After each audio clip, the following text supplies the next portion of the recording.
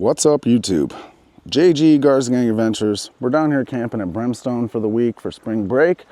We took the bus on the longest trip we've taken it on so far, and I figured this would be a good opportunity to kind of go over our camping setup because this is real camping.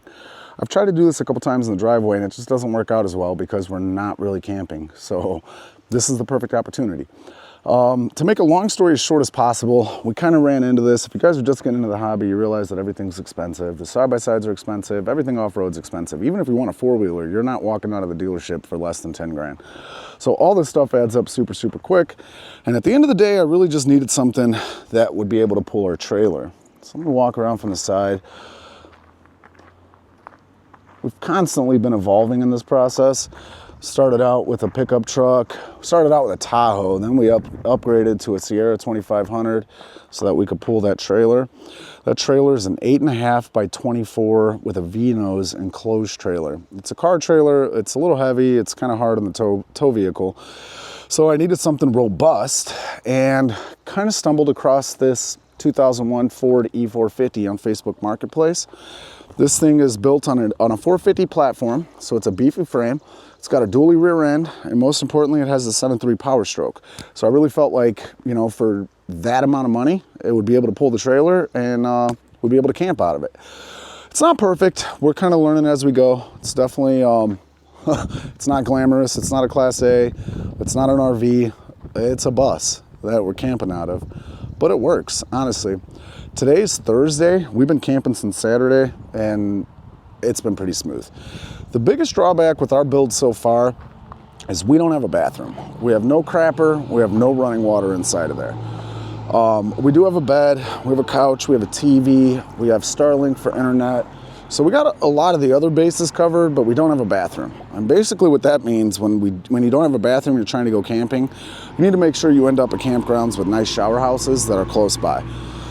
Which we found at this campground. This is Trails End in Huntsville, Tennessee.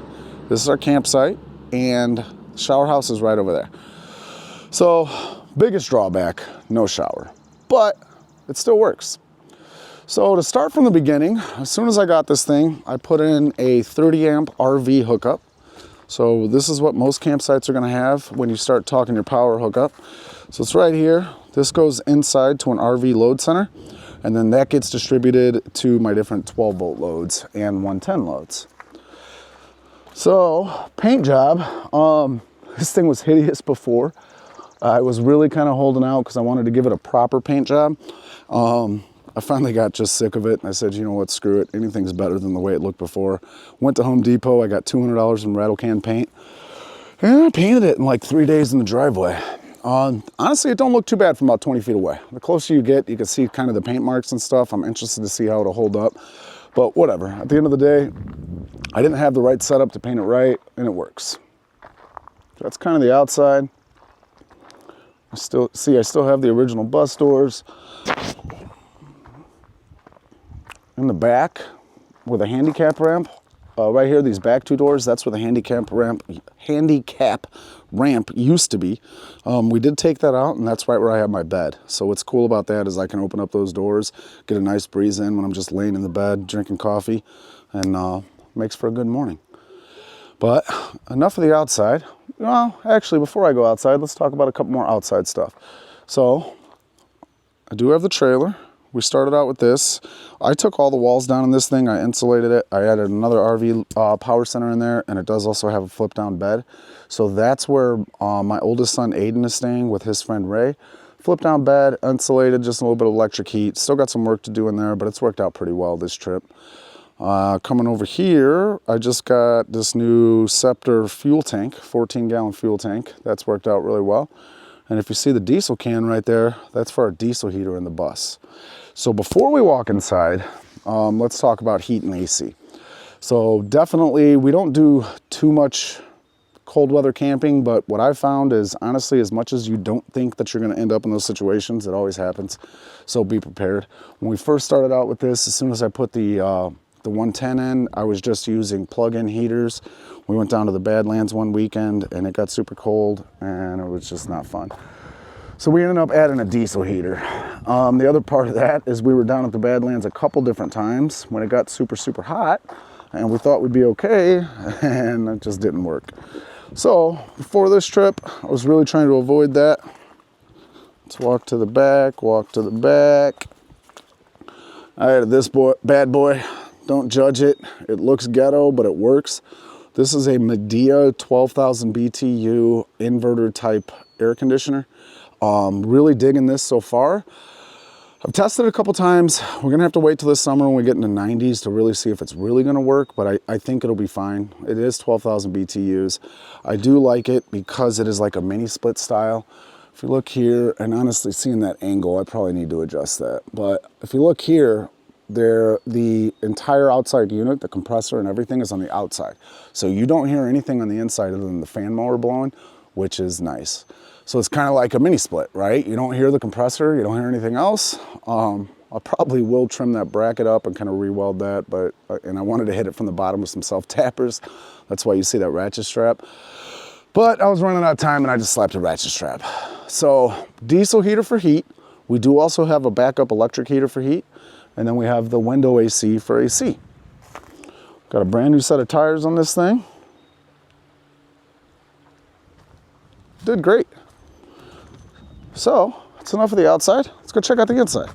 Now, I didn't prep this thing at all because I really wanted to kind of show you guys what it's really like camping. I'm down here with 3 boys, my 2 boys and my oldest friend. So it's a little messy, but whatever. Let's go check it out. So walking into the bus, the first thing that you're gonna see is my nice little insulation piece right there. I quickly learned when I'm heating this thing and trying to cool it, I have to partition this front. There's just so much heat coming in from right here that it just did not work. So I had to kind of rig this up, step in. There it is. What up, Jack? Where's the TV remote? We got Jackson being lazy back here in the bed. Do you want to turn that light on, Jack? No, the other light. Turn that one off.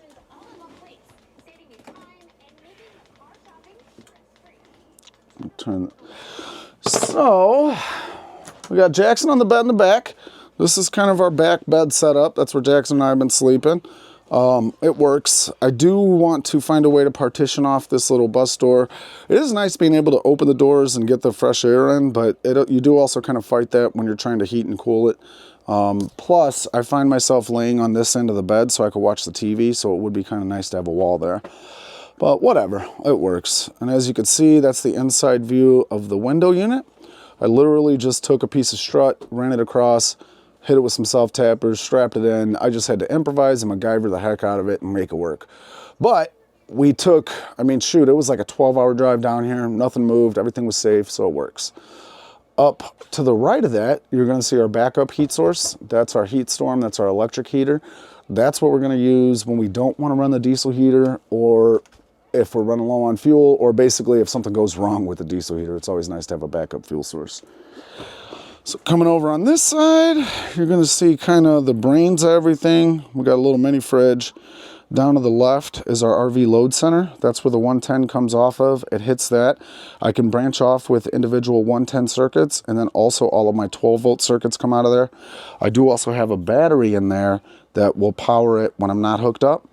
I have a DC to DC charger. I still need to wire that in so that battery will charge when the bus is running, but kind of running out of time. So simple setup, mini fridge, microwave, air fryer. This air fryer has come in clutch. I am not a cook, but this has kept us and the boys eating pretty good. I've got a Keurig coffee machine for the mornings when you wake up, and really just kind of try to stack some of my condiments, food stuff over here, and then right next to it, I have paper plates, stuff like that, cups, whatever. Probably not the most sanitary spot for it, because if you look down, for emergencies, I do have a camp toilet. We only use this at nighttime. We don't want to run down in the shower house. It's kind of nice when you just wake up, you got to pee, just hit the toilet. But stepping back, sit on the bed. You can look forward. It's kind of looking forward. We have the TV mounted over there. I have some seating right here. So we have 4 seats total. Each one of these seats have seat belts. So that means driving down the road legally, we can actually carry 5 people in here. That works. I do also have an inverter that runs so I can run the TV and all that good stuff when I'm running down the road. Over here on this side, we have a fold down RV couch. So it's a couch right now. I don't know why my gimbal's doing that, but it'll also fold down into a bed. Not the most comfortable in the world, so Jackson's been sleeping in the bed with me, but it does work if you need it. And then also over here, this table will fold down and create somewhat of a bed. It's a little short, and I still need to come up with a pad on the top, but it works. Starlink is awesome. It's a little expensive, but like literally we're out here in the mountains. We got full high-speed internet. We're watching YouTube TV, got the TV set up, it's cool. And then you could see my little redneck partition right there. I just got some thermal curtains off of Amazon, kind of rigged up some foam board and just made it work. I do want to pretty that up and make it better, but I'm struggling with how to handle that because when we're driving, I really like the openness. So I don't want to make something too permanent. I don't really know, but it does have to be partitioned off. For the windows, we just got some of that Reflectix, and I just cut out pieces and kind of put it around. We usually take those down when we're driving just because it is kind of cool to have all the windows in here. But once we get set up, I usually black out all the windows going all the way around and just leave the top ones up. Circling back around this way, we have a Blue Eddy AC 200 Max and a Dometic CFX 12-volt cooler. These things are probably my big tech items of the build. The Blue Eddy AC 200 Max is awesome. That thing is super, super cool. It'll run the air conditioner. It'll run everything. So I have it set up with an automatic transfer switch. So as soon as you unplug the shore power, it senses that and it switches right over to the Blue Eddy. And then when you replug the shore power in, it senses that and it switches back to shore power. So that's super cool. I want to still wire in a way to make the Blue Eddy charge as we're driving down the road. I tried to use a cigarette adapter. I blew a couple fuses on the way down, so that didn't work. I got to figure that out. But it works. We do also have 400 watts of solar panel for the Blue Eddy that are just the portable fold-out type, so we usually just set those up. I always keep those in the bus, so if we find ourselves in an off-grid situation, we're ready. The Dometic cooler is super, super cool. This thing is awesome. It'll run off 110 or 12 volt. This allowed us to have cold drinks, cold food the entire way down. The mini fridge only runs off 110, so I tend to unplug that because I don't want to drain the Blue Eddy. But being able to have all the food set up in the Dometic, which has 2 separate containers, or 2 separate sides, right? Drinks, beer, and freezer. So that's cool. We were able to keep all of our frozen items in there. They stayed nice and frozen. It worked. So that's it. Jackson, what do you think about the bus? Love it. You think it's worked out well for us? Mm-hmm. I mean, seriously, we've been camping out of this thing for almost a week now, and it's going to be a week before we make it home. You think it's worked out well? I've never been not comfortable. I mean, it would be nice to have a bathroom, but I think it works, right? Yeah, the only thing that limits you is just the size. Yeah, for sure. It's comfy, though. It is. It works. I like it. Me too.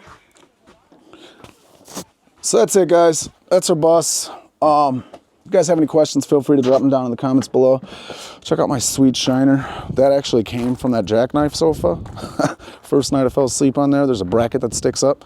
Woke up with a black eye. But anyway, yeah, that's it. You guys have any questions, feel free to let me know. I'm still not 100% convinced if I'm going to keep this thing. I was somewhat battle intense on the way down here, but this was a long drive for it. And honestly, pulling that trailer behind, I'm asking it to do a lot. Fully loaded up. I definitely want to hit the scales and get some real weights, but I know I'm like pushing it through these mountains. So we'll see. Time will tell. If it could do the job, I'm going to hang on to it and continue building it out. But if it can't, I need to get rid of it and start thinking about a Class A. So that's it. Bus setup, Gar's Gang Adventures. If you guys have any questions, feel free to drop them in the comments below. Thanks for watching. Until next time. Thanks, guys.